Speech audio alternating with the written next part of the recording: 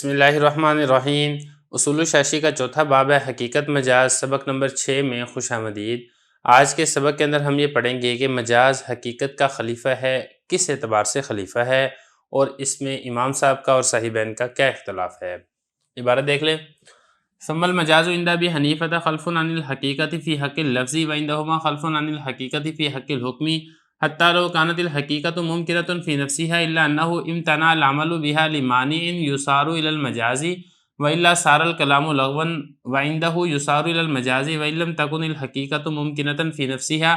مثالہ اذا قال لعبده وهو اکبر سنا منہ هذا ابنی لا یصار الى المجاز عندہما لاستحالۃ الحقیقت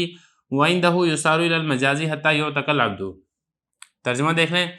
پھر مجاز امام صاحب رحمۃ اللہ علیہ کے نزدیک خلیفہ ہے حقیقت کا لفظ کے حق میں، اور صاحبین رحمۃ اللہ علیہ کے نزدیک خلیفہ ہے حقیقت کا حکم کے حق میں،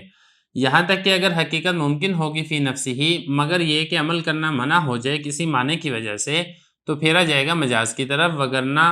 پھر کلام یہ لغو ہو جائے گا۔ اور امام صاحب رحمۃ اللہ علیہ کے نزدیک مجاز کی طرف پھیرا جائے گا اگرچہ حقیقت ممکن نہ ہو فی نفسی ہی۔ مثال اس کی یہ ہے جب اس نے اپنے غلام سے یہ کہا اس حال میں کہ وہ غلام عمر میں اس سے بڑا تھا، ہادہ ابنی کہا، تو پھیرا نہیں جائے گا مجاز کی طرف صاحبین رحمۃ اللہ علیہ کے نزدیک، اس لیے کہ حقیقی معنی مراد لینا یہ محال ہے، اور امام صاحب رحمۃ اللہ علیہ کے نزدیک پھیرا جائے گا مجازی معنی کی طرف، یہاں تک کہ وہ غلام آزاد ہو جائے گا۔ عبارت ہو گئی ہے، ترجمہ ہو گیا ہے، اب چلتے ہیں اس کی تشریح کی طرف۔ دیکھیں گزشتہ سبق کے اندر ہم نے حقیقت مستعملہ اور مجاز متعارف میں جو امام صاحب کا اور صاحبین کا اختلاف تھا، وہ اختلاف اور دونوں کی دلیل وہ ساری تفصیل سے ہم پڑھ چکے ہیں۔ آج کے سبق کے اندر بھی ایک اور اختلاف ہے کہ مجاز یہ حقیقت کا خلیفہ ہے تو کس اعتبار سے خلیفہ ہے۔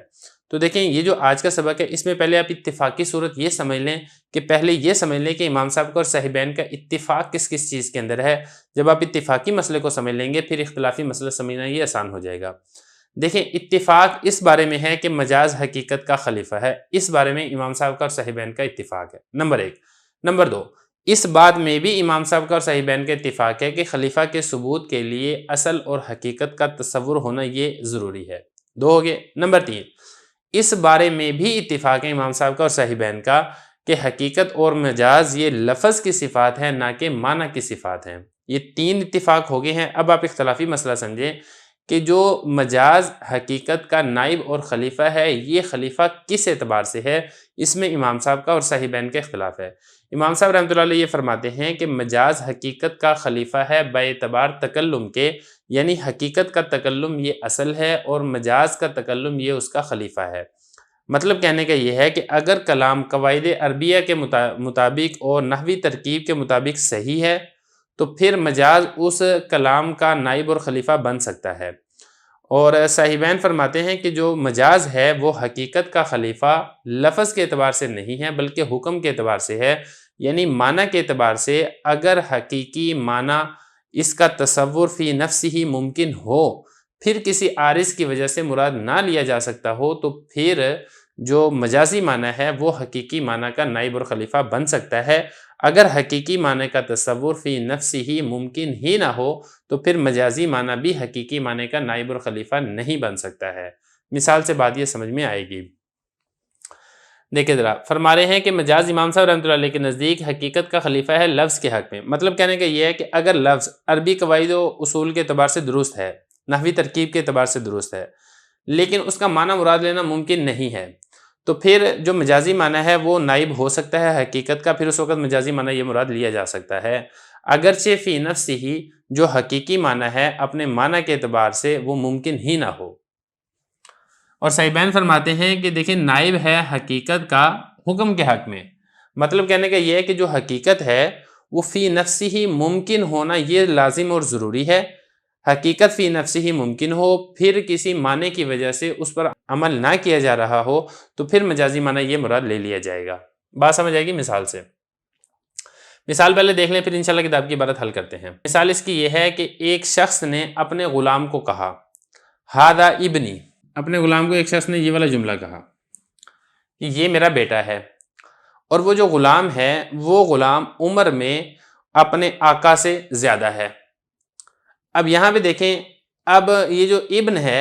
اس کا ایک حقیقی معنی تو بیٹا ہونا ہے اور ایک اس کا مجازی معنی ہے حر یعنی آزاد ہونا۔ تو اب یہاں پر سوال یہ ہے کہ کیا ابن بول کر حر یعنی آزاد مجازی معنی مراد لینا جائز ہے یا پھر جائز نہیں ہے، امام صاحب کا اور صحیحین کا اختلاف ہے۔ امام صاحب یہاں پہ یہ فرماتے ہیں کہ دیکھیں یہاں پر ابن بول کر حر مراد لینا جائز ہے اور وہ یہ غلام آزاد ہو جائے گا۔ امام صاحب فرماتے ہیں کہ دیکھیں عربی قواعد و اصول کے اعتبار سے یہ والا کلام بالکل ٹھیک ہے۔ ہادہ یہ مبتدا ہے، ابن مضاف مضاف الیہ سے مل کر اس مبتدا کی خبر ہے، مبتدا اپنی خبر سے مل کر جملہ اسمیہ خبری ہے، تو عربی قواعد و اصول کے اعتبار سے یہ والا کلام درست ہے۔ البتہ معنی کے اعتبار سے ٹھیک نہیں بنتا ہے، کیونکہ معنی کے اعتبار سے اگر دیکھا جائے تو بیٹے کا باپ سے چھوٹی عمر کا ہونا یہ لازم اور ضروری ہے۔ ایسا نہیں ہو سکتا کہ باپ چھوٹی عمر کا ہو، بیٹا اس سے بڑی عمر کا ہو۔ تو لیکن چونکہ عربی قواعد و اصول کے اعتبار سے یہ والا کلام درست ہے، لیکن اس کا حقیقی معنی ہم مراد نہیں لے سکتے ہیں کیونکہ وہ ممکن نہیں ہے، تو مجازی معنی یہ مراد لے لیا جائے گا، اس لیے کہ مجازی معنی یہ نائب اور خلیفہ ہے حقیقی معنی کا لفظ کے اندر، اور لفظ کے اعتبار سے عربی قواعد و اصول کے اعتبار سے نحوی ترکیب کے اعتبار سے یہ والا کلام بالکل درست ہے، اور وہ جو غلام ہے وہ آزاد ہو جائے گا کیونکہ اس سے مراد حر یعنی مجازی معنی مراد لیا جائے گا۔ صحیحین یہ فرماتے ہیں کہ دیکھیں اگر اس نے کہا نا ہادہ ابنی، تو اس سے ہادہ حر مراد لینا یعنی مجازی معنی مراد لینا جائز نہیں ہے۔ وہ کیوں؟ وجہ وہ یہ دیتے ہیں کہ دیکھیں مجازی معنی یہ اصل کا نائب اور خلیفہ ہوتا ہے، لفظ کے اعتبار سے نہیں خلیفہ ہوتا بلکہ حکم کے اعتبار سے خلیفہ ہوتا ہے۔ پہلے آپ اس کا معنی تو دیکھیں، آیا اس کا معنی کے اعتبار سے وہ جو غلام ہے اس کے اوپر بیٹے کا حکم لگانا یہ جائز ہے یا جائز نہیں ہے؟ تو ظاہر بات ہے کہ جب وہ غلام بڑی عمر کا ہے تو بڑی عمر کے بیٹا تو نہیں ہو سکتا ہے کسی کا، تو معنی کے اعتبار سے غلام پر بیٹے کا حکم لگانا جائز نہیں ہے، تو حقیقی معنی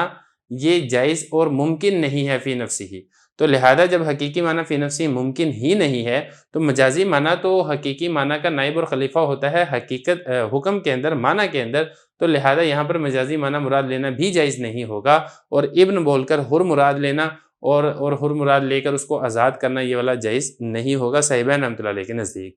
ایک اور مثال دیکھ لیں تاکہ بات سمجھنی مزید واضح ہو جائے گی، یہی مثال دیکھ لیں ہادہ ابنی۔ اب ہادہ ابنی یہ کہتا ہے ایسی عمر کے لڑکے کو جو اس سے چھوٹا ہے،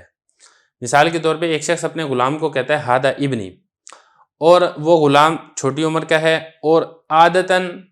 اتنی عمر کا لڑکا اتنے عمر والے شخص کا بیٹا بن سکتا ہے، ایسے شخص کو اس نے یہ کہہ دیا ہادہ ابنی۔